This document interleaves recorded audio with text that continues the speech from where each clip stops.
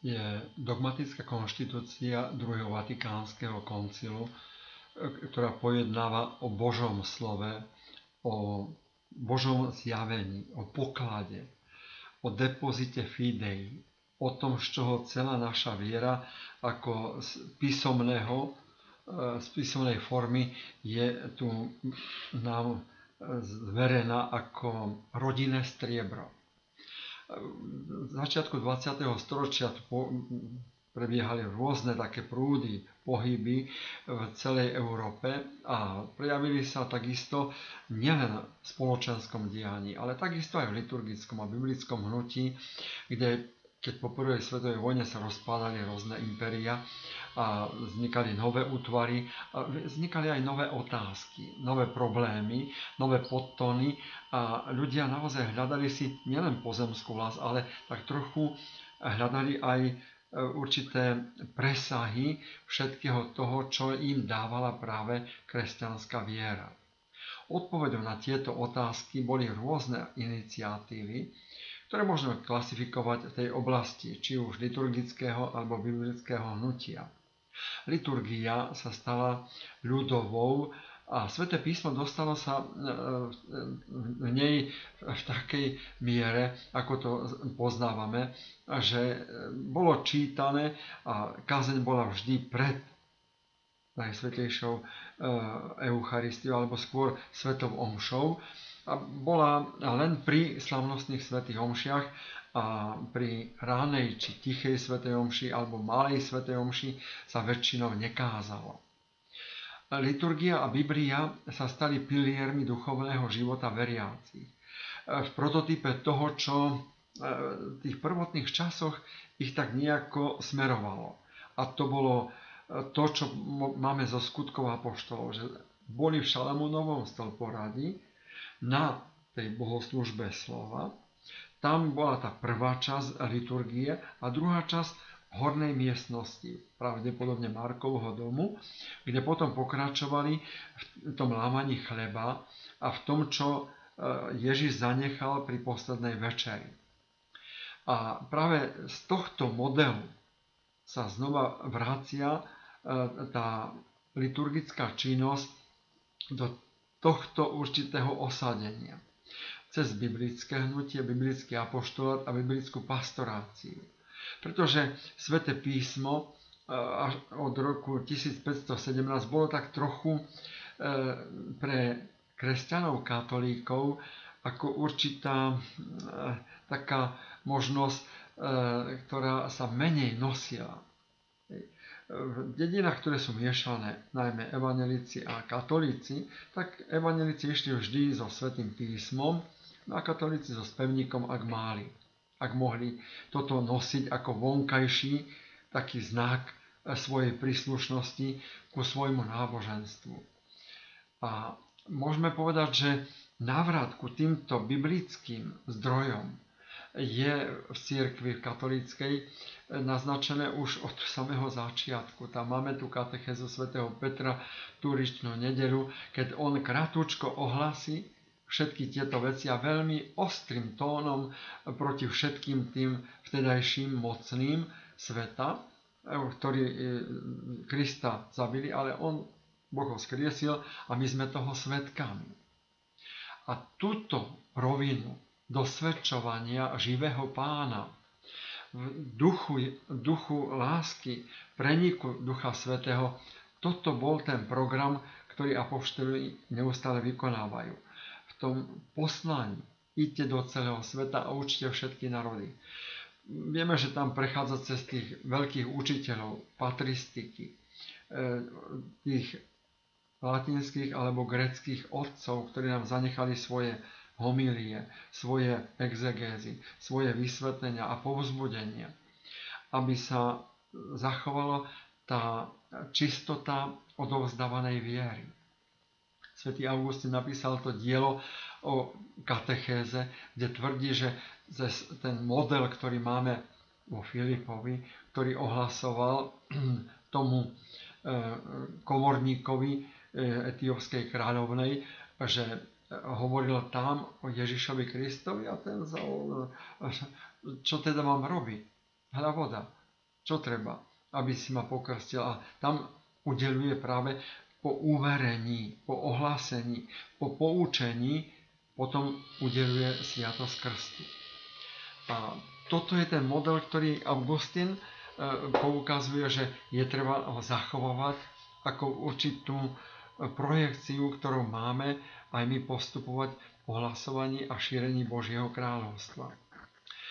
Potom to prechádza do určitého takej formy cez ľudovú reč, pretože to všetko sa dialo väčšinou v gréckej alebo v latinskej reči. A tá nebola dostupná každému.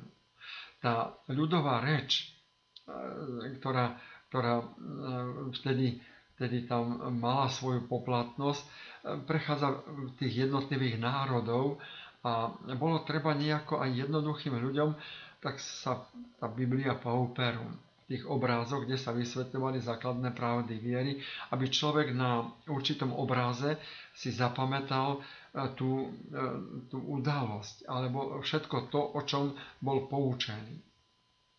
Vieme, že to dochádza až ku tomu vystúpeniu Lutera, ktorý zdôrazní Sväté písmo, pretože bol on naozaj fascinovaný a zaľúbený do Svätého písma. A ako biblista sa veľmi snažil, aby aj táto zložka dostala svoje miesto v cirkvi, že to je ten istý živý Pán, prítomný tak v slove, ako je Eucharistii.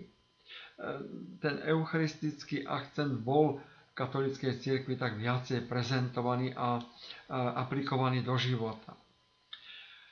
No, písmo sa začína, možno povedať, dostávať do tých ľudových rečí až v neskoršej dobe tým, že Luther preložil do nemčiny Sväté písmo a vieme, že veľmi kvalitným spôsobom, tak tam potom je ten prienik aj do iných rečí, ktoré nevždy sa s takým dobrým, priaznivým postojom vedeli akceptovať zo strany katolíckej cirkvi. Pretože latinčina naozaj je taká smerodátna a jasná. Až potom, keď vzniká ten pohyb v 20. storočí, tak vznikajú tie papežské biblická komisia, biblický ústav papežský a potom aj tie encykliky, ktoré tak predznačovali určitý návrat. No a toto všetko prichádza až, môžem povedať, do zvolenia druhého Vatikánskeho koncilu, kedy biskupy mali možnosť sa vyjadriť a vieme, že veľmi veľa sa ich vyjadrilo aj ku Svätému písmu. Vrátiť Sväté písmo naozaj do tej možnosti, do svätej omše.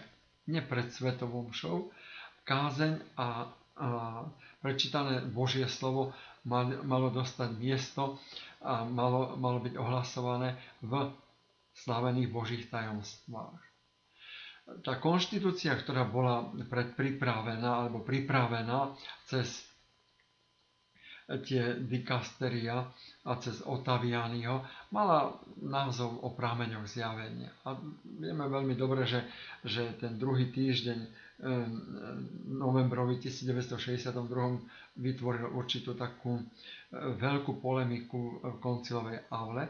Ja 23. to jednoducho strihol a dal jednotlivým členom komisie zodpovednosť, aby tú osnovu prepracovali a že by na nej vytvárali to nové znenie.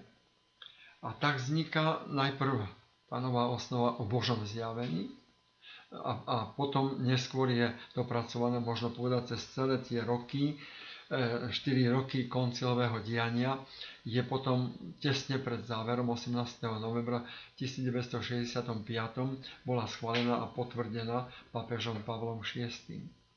Má len 12 strán po vodine. V preklade je trošku rozsiahlejšia. Je to dokument dogmatický, aj keď nevyhlásuje nejakú dogmu, ale má tú vážnosť, dôležitosť výpovede učiteľského úradu cirkvi.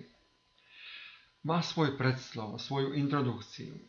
Tam je označené, že Božie zjavenie a celé podanie vytvára poklad cirkvi. A koncil prezentuje svoj zámer vyložiť to pravé učenie o Božom zjavení, aby späť uveril, dúfal a miloval. To je ako také vovedenie do jednotlivých kapitol. Prvá kapitola má tieto určité nadpisy: povaha, príprava, naplnenie zjavenia, zjavenie prijaté vierou a potom Božie zjavenie a ľudské poznávanie. To všetko, čo tu môžeme nachádzať ako základ poznania, čo patrí ku tomu Božiemu zjaveniu, Božej iniciatíve voči adresátovi, človekovi. Druhá časť je o odovzdávaní. Keď dostanem ten poklad, mám ho posúvať ďalej. Apoštoli, ktorí dostali, boli im zverení. Daná mi je všetka moc na nebi i na zemi. Idte a učte. A až potom pokrstiť.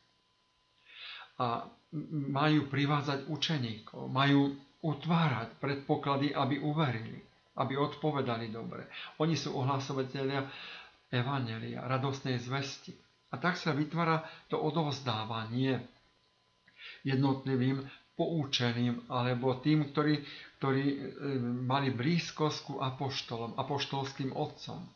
Ten vzájomný vzťah, ktorý vytvára sa v tých rečiach Ježišových, Logii Jesu, a potom aj tých fragmentoch, ktoré si oni písali na papírus alebo na pergamen, jednotlivé výroky Ježišove, tie boli pokladom každého miestneho spoločenstva cirkvi. A tak vzniká ten depozit Božieho slova zverený cirkvi. Cirkev ho utvárala a cirkev bola za ňoho zodpovedná, aby ho neustále posúvala, odovzdávala neporušený ďalej. Zodpovednosť biskupov, strážcov tohto pokladu je práve v tejto ich činnosti, aby oni, ktorí majú túto zodpovednosť cirkvi, aby ho chránili a zároveň odovzdávali ďalej.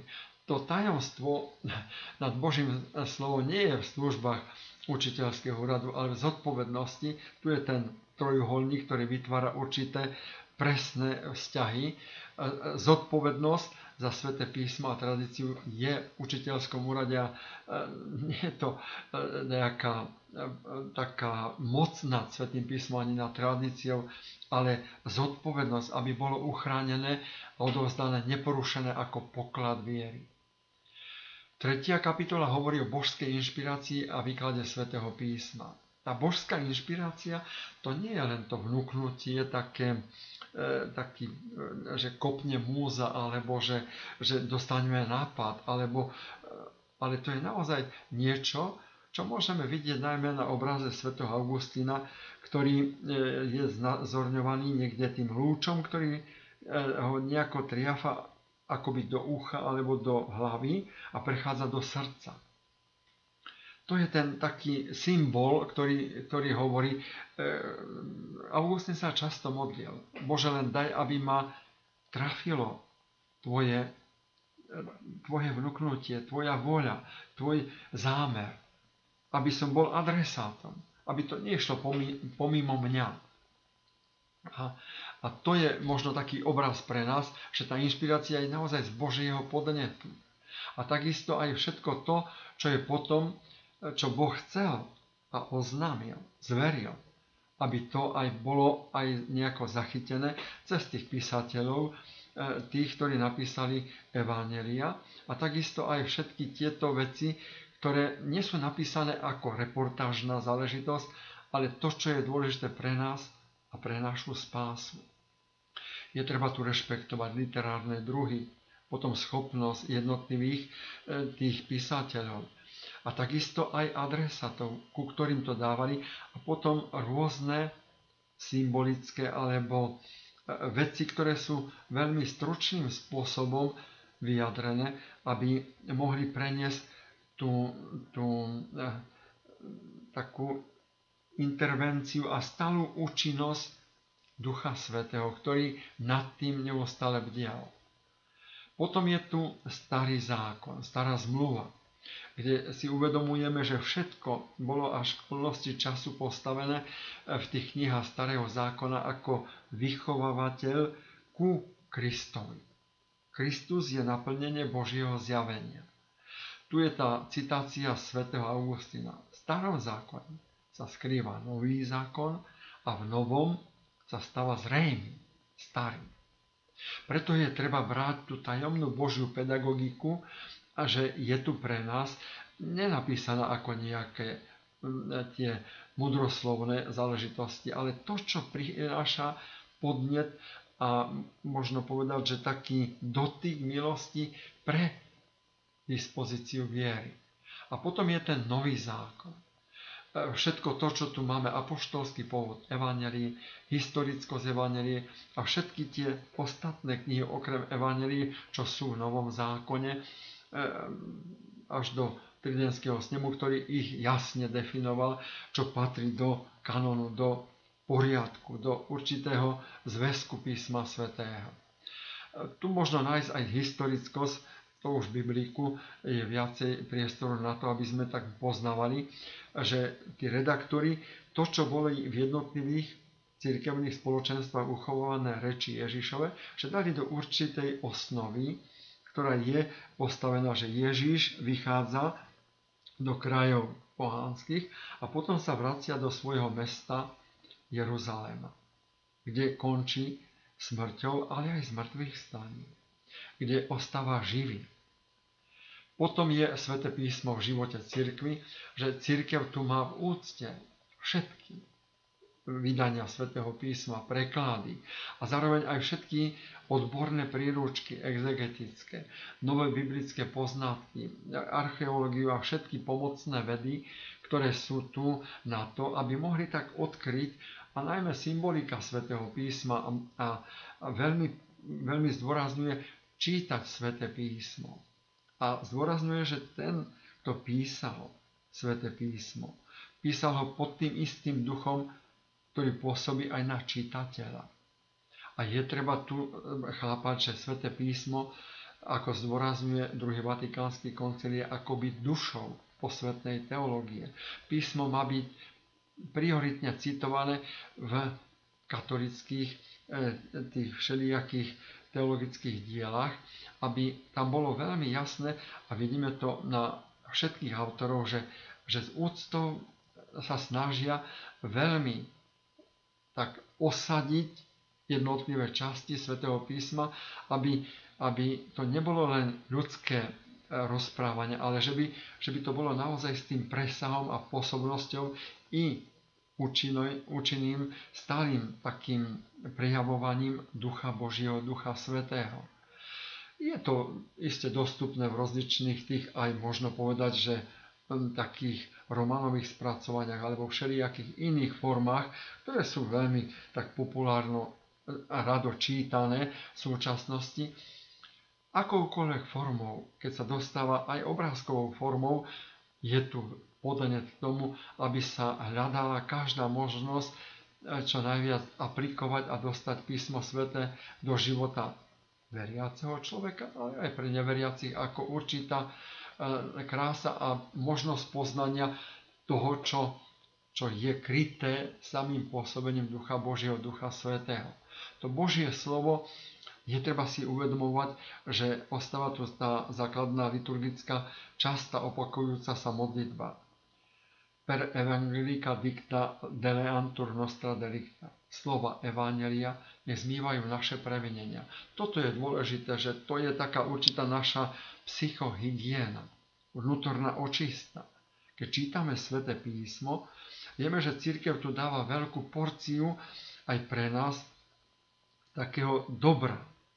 Kto pol hodiny číta Sväté písmo, či študuje, alebo hľada nejaké tie zdroje, ktoré patria ku Svätému písmu, tak môže získať za splnenie tých dôležitých podmienok, ktoré sú všeobecné, môže týmto získať odpustenia trestov za hriechy.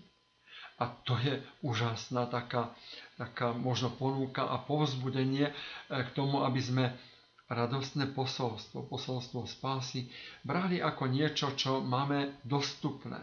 A môžeme ho doma čítať, môžeme ho doma nejakým spôsobom viacej a väčšmi prehlbovať.